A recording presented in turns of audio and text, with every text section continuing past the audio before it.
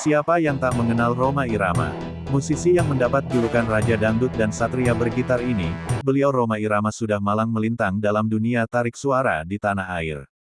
Gelar Raja Dangdut beliau dapatkan karena memang musiknya sangat berkelas dan lagu-lagunya banyak disukai masyarakat secara luas bahkan sampai ke luar negeri.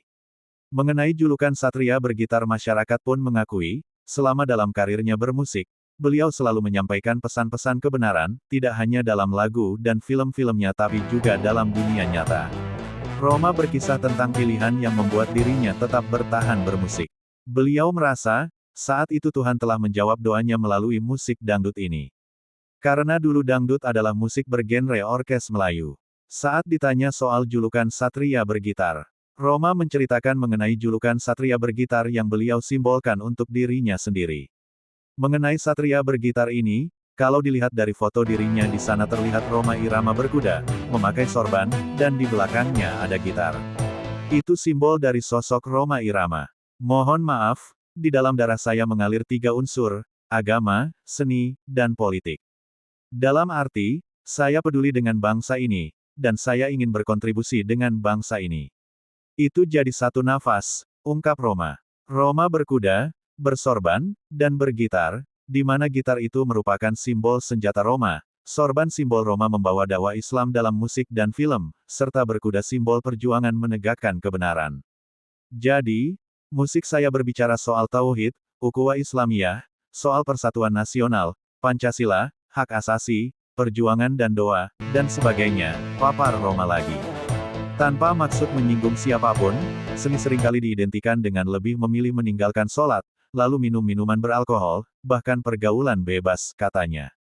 Dari situ, kemudian muncul sebuah keresahan yang luar biasa dalam bermusik dan bermain film. Rhoma merasa sangat resah. Hingga saat sedang sholat, ia banyak sekali berdoa kepada Allah. Doanya adalah, seandainya bakat seni yang kau berikan kepadaku ini hanya akan memperlebar jalanku ke neraka, tolong cabut bakat ini. Tapi seandainya bakat seni ini bisa sampai membawa kepada ridhomu, bimbing saya, Haji Rhoma Irama berkata sambil mengusap matanya yang berkaca-kaca. Lalu pada tanggal 13 Oktober tahun 1973, ia mendeklarasikan soneta sebagai The Sound of Muslim. Dengan tekad, apa yang Allah berikan kepadanya berupa bakat seni, ia harus kembalikan kepada Allah lagi. Saat itu, terjadi gap sangat kuat antara musik dan agama. Sampai Gus Dur almarhum berkata, tidak ada pintu dakwah dalam musik karena musik itu otonom. Saya membenarkan itu, tapi sedikit saya bantah. Saya katakan, itu betul Gus, tapi saya melihat celah untuk dakwah di musik. Dan karena itu adalah celah, jadi memang tidak mudah, kata Rhoma. Kemudian pada 1970-an, saat The Purple dengan musik hard rock-nya melanda dunia, hingga Demam Rock. Waktu itu dangdut namanya masih Orkes Melayu. Walaupun dulu ia berdiri di 2 kaki karena ia kerap kali membawakan lagu pop, ia melihat rock melanda dunia saat itu. Kemudian ia berpikir, jika Orkes Melayu tidak direvolusi, maka akan ditinggalkan oleh generasi muda dan akan hilang. Muncullah gagasan merevolusi Orkes Melayu itu. Dulu Orkes Melayu pemainnya duduk, lighting pun dari Petromax dan paling hebat pakai neon, sound systemnya toak yang digantung di pohon rambutan. Saya lihat The Purple bawa sound system 100.000 watt, saya bikin sound system 100.000 watt. Dulu nggak ada yang namanya vendor, semua anak band kalau mau punya alat, ia beli. Lighting, stage act juga saya bikin seperti The Purple. Mereka rambut panjang dan celana ketat, kita juga. Dari aransemen saya masukin suasana rocknya, saya terinspirasi gitaris The Purple. Terbentuklah sebuah genre bernama dangdut, ungkap Rhoma.